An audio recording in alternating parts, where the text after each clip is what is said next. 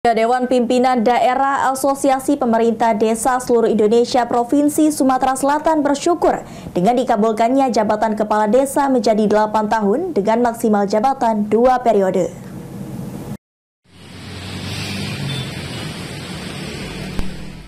DPR telah menyetujui revisi undang-undang terkait pemberdayaan dan pembangunan desa. Salah satunya adalah mengenai masa jabatan Kepala Desa yang menjadi 8 tahun dan maksimal 2 periode. Menanggapi hal tersebut, Rino Ritiono, Ketua Divisi Media Dewan Pimpinan Daerah Asosiasi Pemerintah Desa Seluruh Indonesia Sumatera Selatan sangat bersyukur terkait tuntutan dari Kepala Desa sudah disepakati oleh DPR RI dan tinggal menunggu pengesahan. Terkait putusan DPR yang 8 tahun 2 periode itu, Kak, tanggapan kita seperti apa? Ya, itu tadi salah satunya tadi kita dipanggil ke sini merupakan bentuk rasa syukur kita, ya kan, bahwa APSI dan seluruh kades khususnya di Indonesia bahwa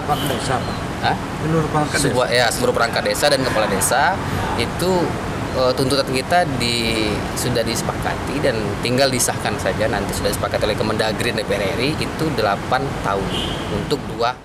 Sementara itu, PJ Gubernur Sumatera Selatan Agus Fatoni mengatakan peraturan jabatan Kepala Desa menjadi 8 tahun dengan masa jabatan 2 periode merupakan sebuah peraturan yang harus dilaksanakan. Untuk itu, Kepala Desa yang menjabat harus mengikuti peraturan yang ada. Terkait jabatan Kades baru-baru ini jadi 8 tahun 2 periode, tanggapannya seperti apa, Pak? Iya, namanya peraturan ya harus kita laksanakan. Kalau sudah disepakati akan jadi undang-undang. Kalau undang-undang ya otomatis akan diperpanjang.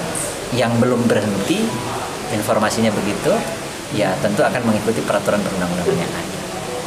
Dinamika undang-undang berganti ya kita ikuti. Eki Saputra, PAL TV.